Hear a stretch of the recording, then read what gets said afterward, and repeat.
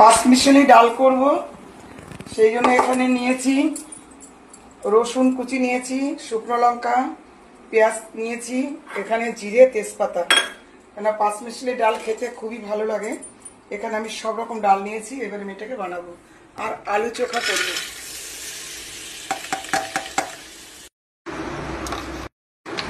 হয়ে গেছে, এবার আমি ফোড়ন দেবো। জিরে দিয়ে দেবেন, রান্না করে দিয়ে ডাল দিয়ে আলু চোখা দিয়ে প্রচন্ড ভালো লাগবে। এটা নন বাংলার বেশি খায়।